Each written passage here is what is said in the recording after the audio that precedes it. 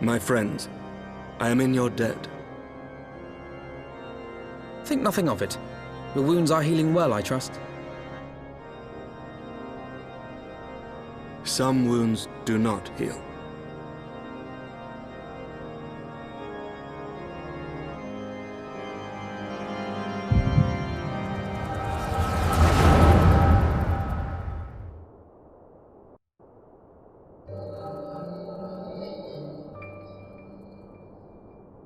The Founding. The Scriptures, 1,000 years of lies, all to deceive the common man. Nay, our own brothers and sisters. For the blood of the Knights 12 flows within all our veins. You knew this to be true. You knew, and you concealed it.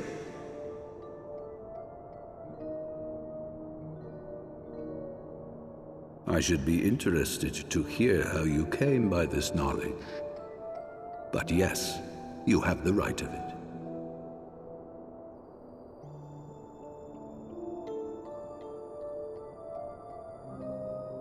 The architects of Ishgard, King Thordan and his Knights 12, entrapped and butchered the great worm, Ratatoskr, that they might partake of her eyes and thereby transcend their mortal limits. Upon learning of their treachery, Nidhogg was consumed with a murderous and justified rage. I dare say you know what followed. The great worm slew the king and half of his knights. Aye, but Nidhogg was subdued, and his eyes plucked from their sockets by the knights that remained.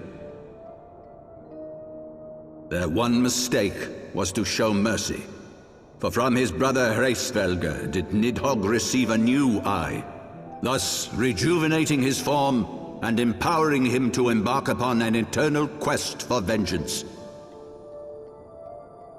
Whilst Thordan's son Haldreth took one of Nidhogg's eyes and learned to wield its power in defense of his people. Thus was the first Azure Dragoon born, and ever since that time, his honored successors have risen to drive Nidhogg from our lands whenever the worm has returned to plague us.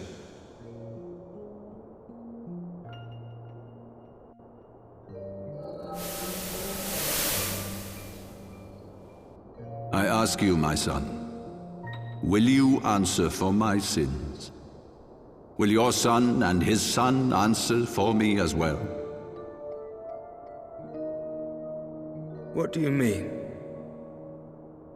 If a man cannot atone for his sins in the course of his all-too fleeting life, must his progeny then be held to account?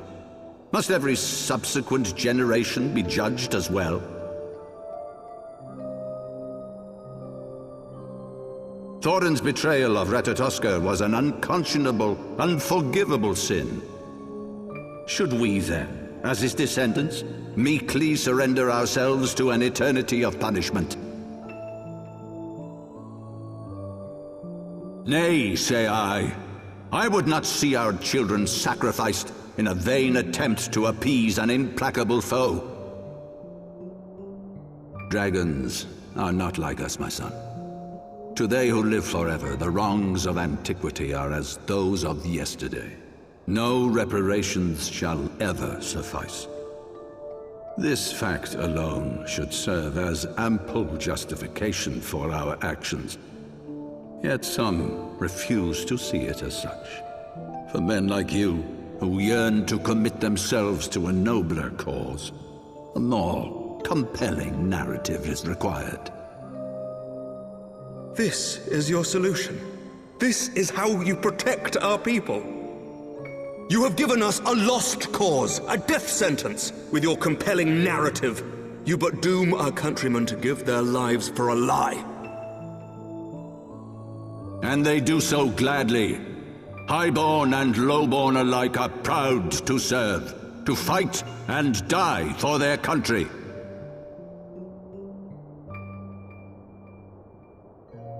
And what would you say to them? What would you tell the wives who have lost their husbands? The mothers who have lost their sons? That their loved ones died for naught?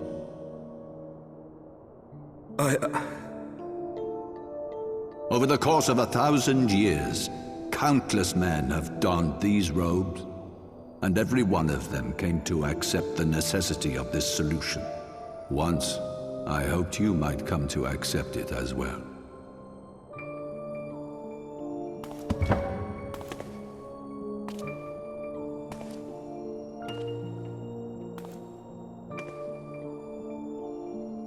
Do not despair, my son. Soon I shall free us from the sins of Antiquity, and bring about the change you so fervently desire.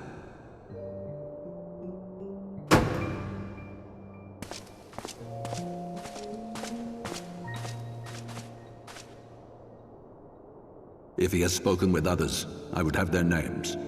Escort him to a cell and question him thoroughly.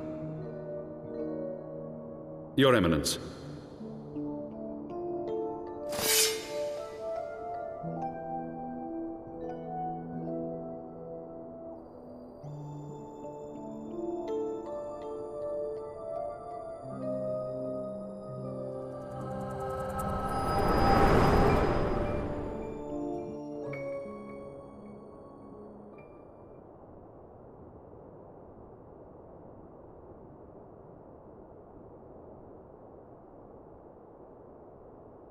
You saw something, did you not? A vision of the past?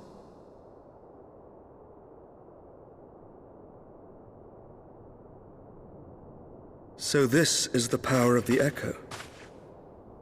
Would that it had shown you a finer moment from my past.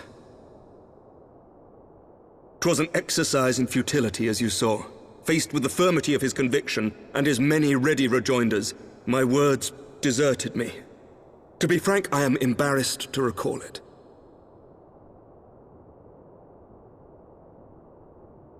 A friend once impressed upon me the importance of differentiating between words, deeds, and beliefs. Were he here, I suspect he would judge your father's conviction to be no more than rank, self-serving delusion. Even so, I cannot help but wonder what manner of change he intends to bring about. I have given some thought to that as well. During the battle within the vault, the Heavensward demonstrated strange and unnatural abilities. Aye, the manner in which Sir Zephyrin struck down Lord Haurchefant was unlike anything I've ever seen before. The spectacle called to mind King Thordan and his Knights 12 as they are depicted in scripture, holy powers and all. Mere fabrications, which have become objects of faith, instilled with the belief of countless devoted souls. 7 hells! If Lady Iceheart can use her own body as a vessel for summoning, I see no reason why others could not. Are the Heavensward truly so reckless? Unbelievable! As they fled, my father spoke of Aziz La. Though I know not what he intends, I fear no good shall come of it. His ambitions are too great, and his minions too powerful. We must find the Heavensward and stop my father before it is too late.